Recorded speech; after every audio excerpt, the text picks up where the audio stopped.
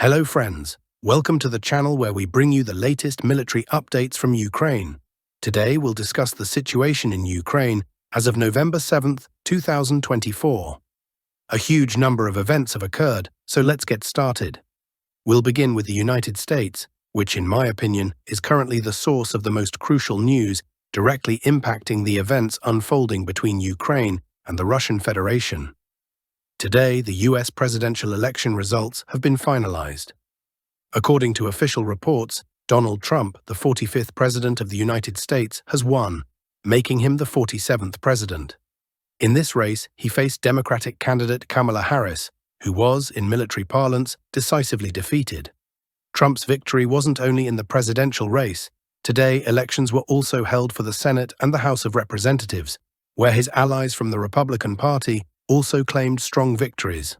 Some political analysts suggest that for the first time in a long time, the US will have a very powerful president, not due to Trump's ambitions, character, or personal qualities, but because every branch of government, both legislative and executive, will answer to him and the Republican Party, which now holds a majority.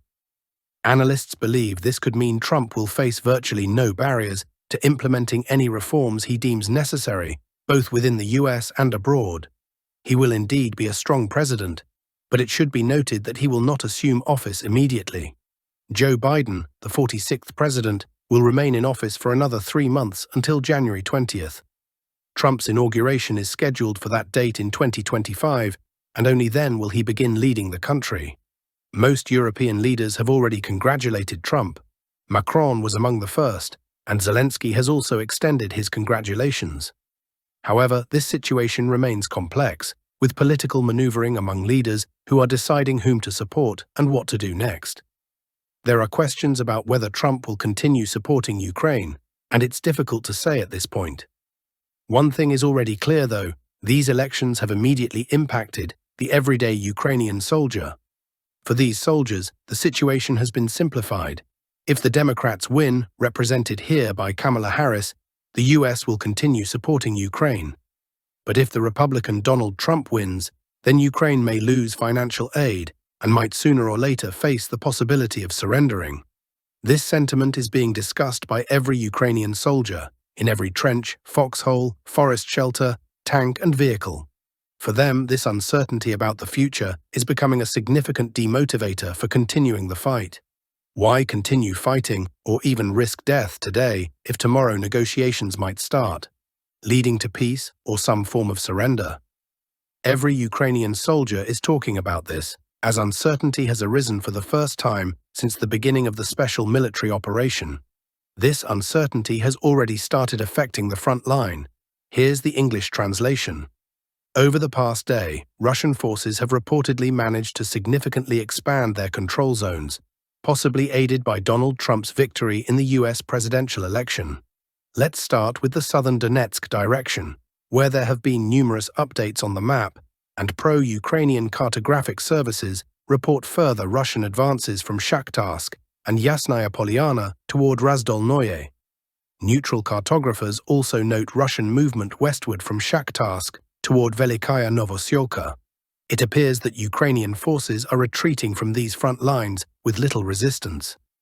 There are a few videos published by pro-Ukrainian sources showing a Ukrainian drone striking forward positions of the Russian army along the road between Shakhtarsk and Velikaya Novoselka. Comparing yesterday's map, where Russian forces slightly expanded their control north of Yasnaya Polyana and possibly advanced west of Shakhtarsk, today we see clearer outlines of potential Russian plans to encircle Velikaya Novoselka from Razdolnoye, cutting it off from key supply lines and possibly creating another pocket. Moving on to Bogoyavlenka, Novukrainka and Katerinivka, combat operations are continuing with the aim of expanding the control zone and advancing closer to settlements like Konstantinopolska. Taking control of Trudovoye and breaking this line through assaults aimed at capturing a stronghold located along the Sukia Yali River. Various cartographers, along with recent video footage, have documented these attempts in the Maximovka, Novukrainka, Bogoyavlenka area, and today we see that some cartographers are shading more of the map in favor of Russian forces. In the Uspanovka area, there are reports of ongoing combat for the stronghold there for the fifth or sixth consecutive day. Moving to the zone controlled by the South military grouping, important footage emerged today from the village of Antonovka. The Russian Ministry of Defense announced that Russian forces have cleared this village, and combat is now ongoing for trenches and defensive positions between Antonovka and Ilinka.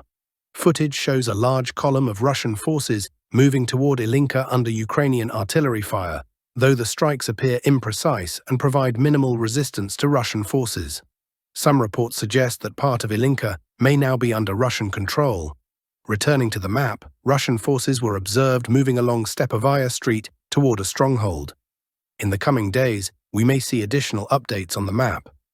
Comparing maps, yesterday's reports showed the situation as of the evening of November 6th, but by the evening of November 7th, we now have both Ministry of Defense reports and additional visual confirmations.